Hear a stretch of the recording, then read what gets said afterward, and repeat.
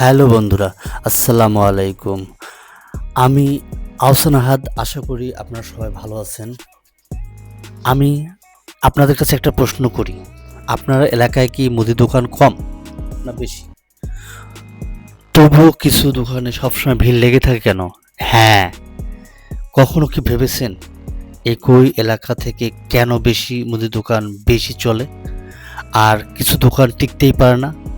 আজকে ভিডিওতে আমি আপনাদের দেখাবো অল্প পুঁজিতে মুদি ব্যবসা কীভাবে শুরু করবেন, আসলে মুদি দোকান লাভ কেমন হয়, কোন জায়গায় ভুল করলে লস হয়, আর ধীরে ধীরে একটি মুদি দোকান সফল করে তোলার একবার পুরো প্রসেসটা আমি বলে দেব।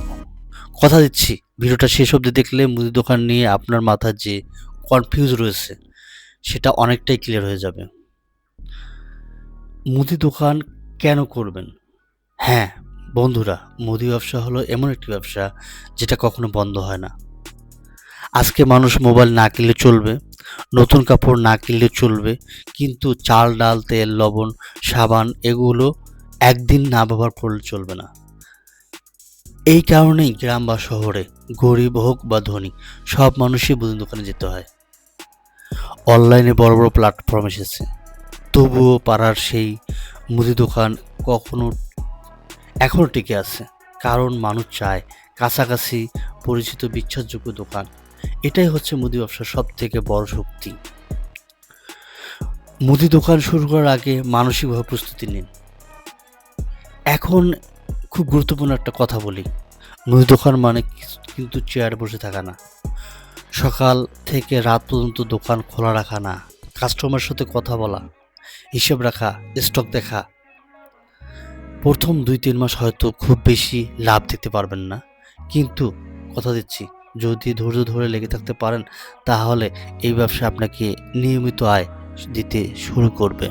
মনে রাখবেন, মুদি ব্যবসা শুধু দ্রুত বড়লোক হওয়ার স্কিম না, এটা হলো ধীরে ধীরে নিশ্চিতভাবে এগানোর ব্যবসা।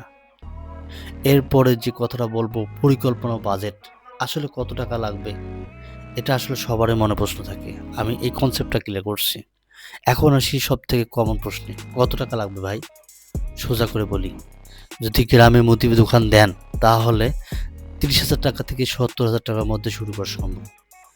এখানে ভাড়া কম, কাস্টমার পরিচিতি বেশি, রিস্কও কম। শহরের মুদি দোকান যদি করতে চান সেক্ষেত্রে লাগবে 1 থেকে 2 লাখ টাকা। ভালোভাবে হাতে রাখতে হবে, কিছু টাকা হাতে রেখে দিতে হবে।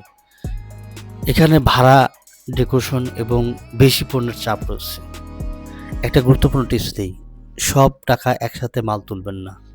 প্রথমে রাখবেন চাল, ডাল, তেল, লবণ, সাবান, বিস্কিট, যেগুলো আসলে নিত্য প্রয়োজনীয় জিনিস, এগুলো দিয়েই প্রথমে শুরু করবেন। বিক্রি বাড়লে ধীরে ধীরে আইটেম বাড়াবেন। দোকানে জায়গা নির্বাচন, মুদি দোকানের সাফল্যের অর্ধেক নির্ভর করে জায়গার উপর।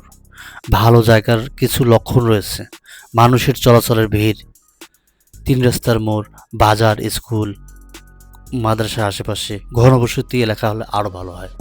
ছোট্ট একটা উদাহরণ বলি, একজন দোকানদারের ভাড়া কম দেখে গলির ভিতরে দোকান দিল। ভাড়া কম কিন্তু কাস্টমারও কম, ফলাফল কী হলো? কিছুদিন পর দোকান বন্ধ। অন্যদিকে একটু বেশি ভাড়া দিয়ে ভালো জায়গায় দোকান দিলে বিক্রি দিয়ে সেই ভাড়া উঠে যায়। এরপর বলি দোকান সাজানো ও ডেকোরেশন নিয়ে। অনেকে ভাবে মুদি দোকানে আবার ডেকোরেশন কি, কিন্তু বাস্তবতা হলো ভিন্ন। পরিষ্কার সুন্দর দোকানে কাস্টমার ঢুকতেই স্বাচ্ছন্দ্য বোধ করে। ডেকোরেশন খরচ লাগবে যদি শহরে করতে চান মিনিমাম 30 থেকে 1 লাখ টাকার মধ্যে। এটা আপনার দোকানের সাইজ অনুযায়ী আপনাকে ডেকোরেশনটা করতে হবে এবং খরচটা আপনার সাইজের উপর নির্ভর করবে। কিছু সহজ টিপস দিই, পণ্য যেন বাইরে থেকে দেখা যায়, ভালো ভালো রাখুন, বিস্কুট চকলেট কাঁচের বয়মে রাখুন এবং সহজে সামনেই রাখুন। দোকান সবসময় পরিষ্কার রাখুন, বিশ্বাস করুন এগুলো বিক্রি বাড়ায় দেবে। মুদি দোকানের লাভ কেমন হয়? এখন আসল প্রশ্নে আসি, আপনি তো ব্যবসা শুরু করে দিলেন, ব্যবসা অলরেডি চালু করলেন, এখন লাভ কত হয় এটা জানতেছেন না। সত্য কথা বলি, আপনি চাল ডাল তেল এগুলোতে আপনার লাভের পরিমাণ 10 থেকে 50%, মানে 10 থেকে 15%। বিস্কুট, চানাচুর, নুডলস 20 থেকে 30%।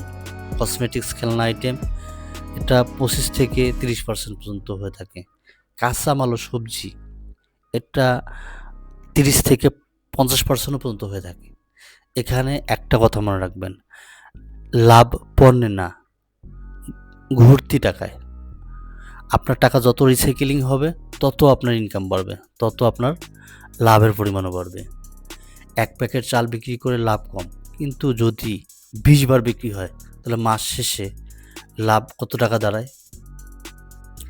এবার বলি হিসাব রাখার কথা।